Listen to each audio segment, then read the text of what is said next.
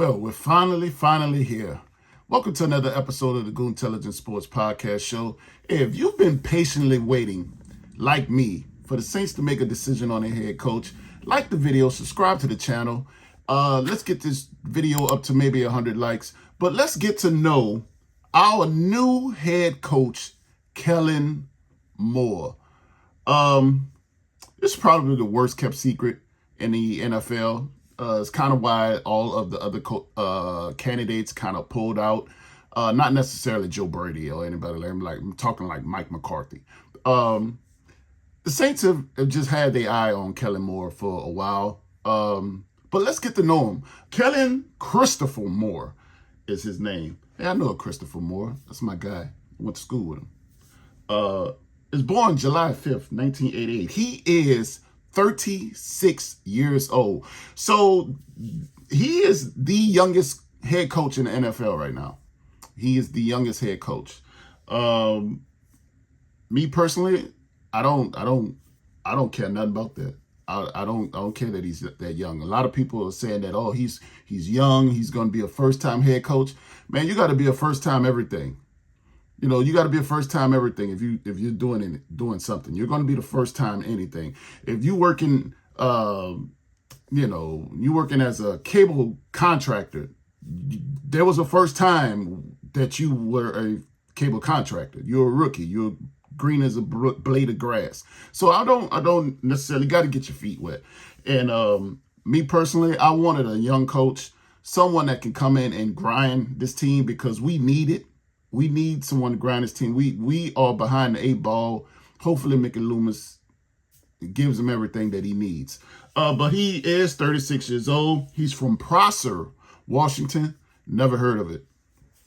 The state of Washington. So he's a Northwest kid, West Coast, Northwest kid. He was a 3-star recruit in high school. He was named Washington's Gatorade Player of the Year. At quarterback. We all know he went to Boise State. He is the winningest quarterback in NCAA history. He has 50 wins, only 3 losses. Now, that's not saying much. You know, NCAA, and we've seen, even with the case of him, we've seen people be successful in college and then they get to the pros and they fall off the map. It's kind of like him. He was drafted in 2012 by the Detroit Lions, and he didn't play in his first NFL game until 3 years later.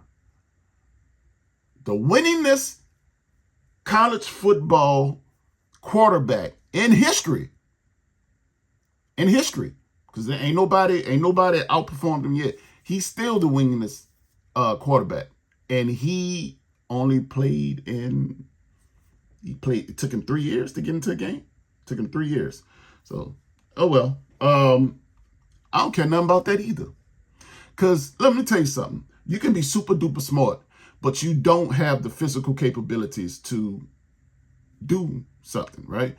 We've seen it with Sean Payton. Sean Payton was a replacement quarterback for the Chicago Bears when the NFL strike in 87 from Eastern Illinois. You know, he ain't had the physical capabilities. He see it, but he can't react fast enough to do it. But he knows what's going on, but he can't do it, right?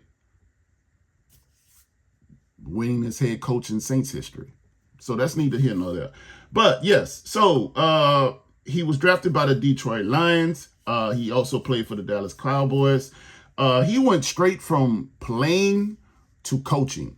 The first year he retired, he became the Cowboys quarterbacks coach. And then boom, 1 year later, he's the Cowboys offensive coordinator with Dak Prescott. So he's super duper smart, obviously. You know, nobody's out here giving OC jobs away to people. So he's obviously knows he has a brilliant mind. Like there's no way around that. But he got scapegoated by Mike McCarthy, ended up being fired. He went to the Chargers. with Brandon Staley as the head coach. Brandon Staley lost his job, and Kellen got fired by association. He ends up with the Philadelphia Eagles.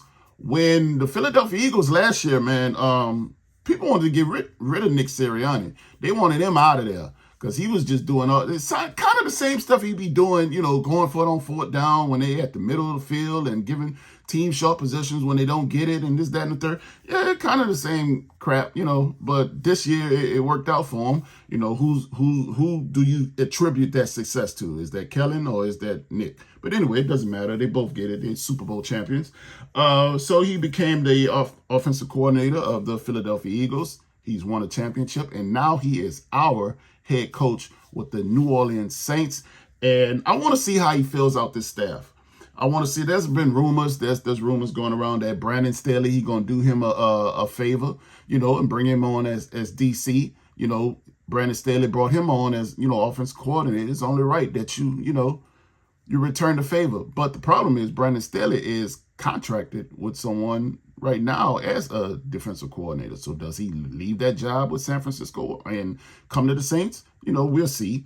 Doug Nussmeier has name is floating out there to be the new offensive coordinator or quarterbacks coach, since Kellen does call his own plays.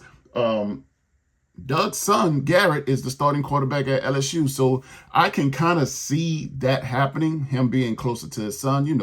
He gets to work in the same state. He's only 80 miles away from his son. He may want to see him play more than just watching it on TV, being 1,200 miles away than in 80. You know what I'm saying? So that could very well happen. And I'm not opposed to that. Doug Nussmeier is a quarterback that was drafted by the New Orleans Saints in 1994. So I'm not opposed to seeing Doug back in the building as a New Orleans Saint. So we'll see what he does with this staff. Darren Rizzi has been rumored to go to the Broncos, out there with Sean Payton. Sean Payton is putting the band back together. That's why I call them the Denver Saint Broncos. Because it's just everybody that's worked with the Saints in the past or has been on the Saints team that he coached, and he got them out there in Denver, Denver Saint Broncos. If you hear anybody say that name, make sure you refer them to me, that I came up with it first. I might go out there and get that trademark. I might do it. Can I trademark that? The NFL already got. I'm going to check into it. I probably can't. The lawyers will be hitting me up talking about sue. I don't want that. I don't want no smoke from the NFL. None whatsoever. But back to Kellen Moore.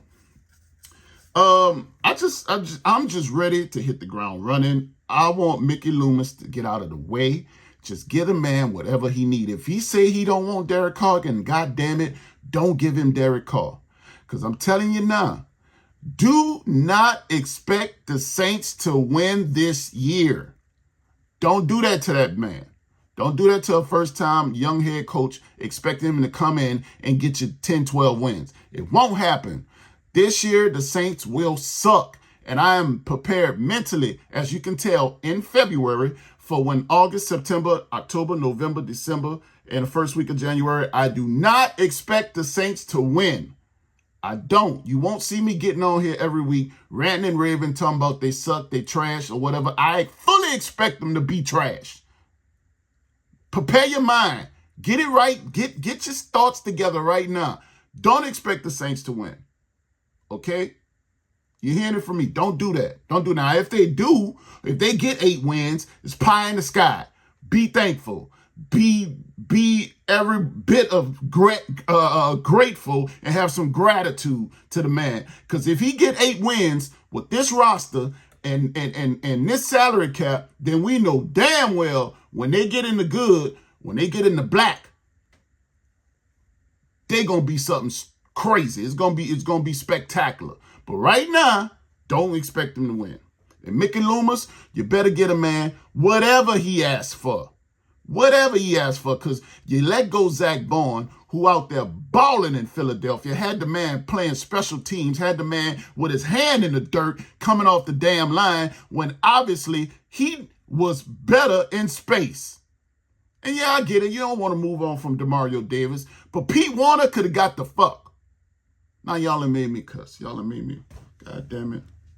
I wasn't trying to do that. But anyway, y'all could have let Pete go.